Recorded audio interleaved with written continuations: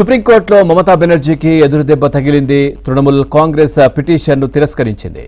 Counting micro అబ్జర్వర్లుగా కేంద్ర ప్రభుత్వ ఉద్యోగులు ఎందుకు ఉండకూడదని ప్రశ్నించింది. ప్రభుత్వ ఉద్యోగులు విధుల్లో భాగంగానే పనిచేస్తారని తెలిపింది. కేసు విచారణను సోమవారానికి వాయిదా వేసింది.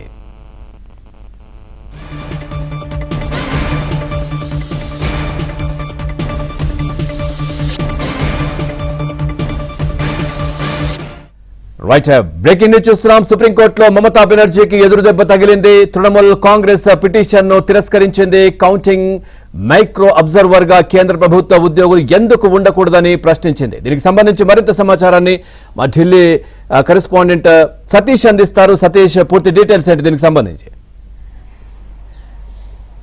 పశ్చిమ బెంగాల్ ఎన్నికల్లో ఓట్ల లెక్కింపుకు సంబంధించిన తృణమూల్ కాంగ్రెస్ సుప్రీంకోర్టులో ఎదురుదెబ్బ తగిలిందని చెప్పాల్సి ఉంటుంది. ముఖ్యంగా అబ్జర్వర్ల విషయంలో రాష్ట్ర ప్రభుత్వాలకు సంబంధించిన అధికారులను నియమించకపోవడము, కేంద్ర ప్రభుత్వానికి సంబంధించిన అధికారులతో పాటు కేంద్ర ప్రభుత్వ రంగ సంస్థలకు సంబంధించిన అధికారులను అబ్జర్వర్గా, మైక్రో అబ్జర్వర్గా నియమిస్తూ ఇటీవల కేంద్ర ఎన్నికల సంఘం ఇచ్చిన సర్క్యులర్లను సవాలు చేస్తూ తాజాగా సుప్రీంకోర్టును ఆశ్రయించారు. సుప్రీంకోర్టులో ముఖ్యంగా బెంగాల్లో ఉన్న టీఎంసీ కావచ్చు, మమతా బెనర్జీ ప్రభుత్వానికి ఇది ఒక ఎదురుదెబ్బ అని చెప్పాల్సి ఉంటుంది.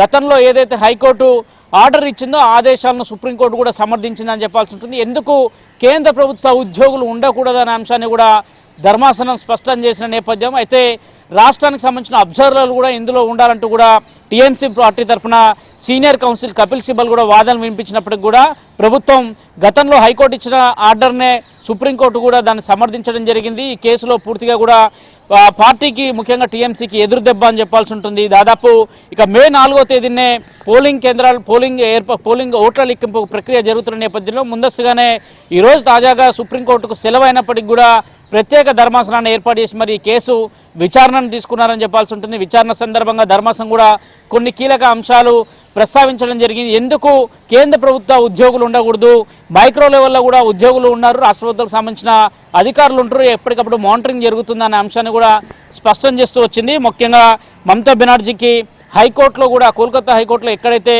చుక్కెదురైందో సేమ్ అదే తీర్పును సైతం కూడా ఇప్పుడు సుప్రీంకోర్టు కూడా సమర్థించడం జరిగింది. ఇక ఈ కేసు విచారణను సోమవారానికి వాయిదా వేసింది. సోమవారం ఆటోమేటిక్గా ఇప్పటికే ఎన్నికలకు సంబంధించి పోలింగ్కి సంబంధించిన ఏర్పాట్లు కూడా ప్రక్రియ కూడా ముగిసిన నేపథ్యం, ఓట్ల లెక్కింపు కూడా సోమవారం జరుగుతున్న నేపథ్యంలో తీవ్ర నిరాశ ఎదురైందని చెప్పాల్సి ఉంటుంది టీఎంసీ ప్రభుత్వానికి. పూర్తిగా కౌంటింగ్ సూపర్వైజర్లకు సంబంధించి కేంద్ర సిబ్బందిని మాత్రం నియమించాలని ఈసీ నిర్ణయాన్ని సవాల్ చేస్తూ ఈ పిటిషన్ దాఖలు చేశారు. పిటిషన్ను పూర్తిగా కూడా కోర్టు సైతం కూడా తోసిపుచ్చిందని చెప్పాల్సి ఉంటుంది. ఇక్కడ టీఎంసీ ప్రభుత్వానికి మాత్రం చుక్కెదురాలని చెప్పాల్సి ఉంటుంది. హైకోర్టు ఆదేశాలకు సమర్థించింది. ఈసీ నిర్ణయాన్ని సమర్థిస్తూ కోల్కతా హైకోర్టు ఏదైతే తీర్పిచ్చిందో అదే తీర్పుకు ఇప్పుడు సుప్రీంకోర్టు కూడా సమర్థించడంతో పాటు ఈ విషయంలో జోక్యం చేసుకోవడానికి కూడా నిరాకరించింది. ఎలాంటి ఆర్డర్స్ అవసరం లేదనే అంశాన్ని కూడా స్పష్టం చేసింది. అయితే ఏప్రిల్ 17వ తేదీన కేంద్ర ఎన్నికల సంఘం ఒక సర్క్యులర్ జారీ చేసింది. ఆ సర్క్యులర్లో అబ్జర్వర్లు, మైక్రో స్థాయికి సంబంధించిన అబ్జర్వర్లు సైతం కూడా కేంద్ర ప్రభుత్వ సంస్థలకు సంబంధించిన అధికారులతో పాటు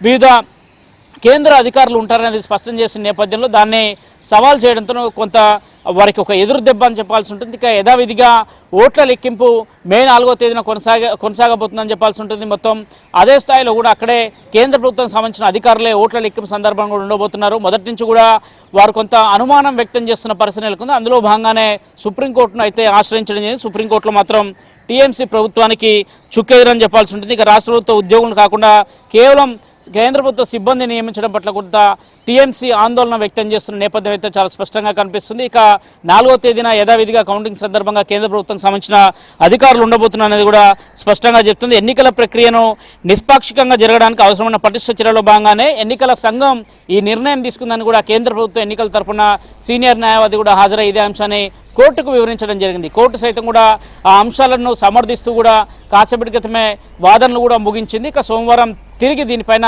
విచారణ జరగబోతుంది. Pawan, right, thank you Satish, thanks for the updates.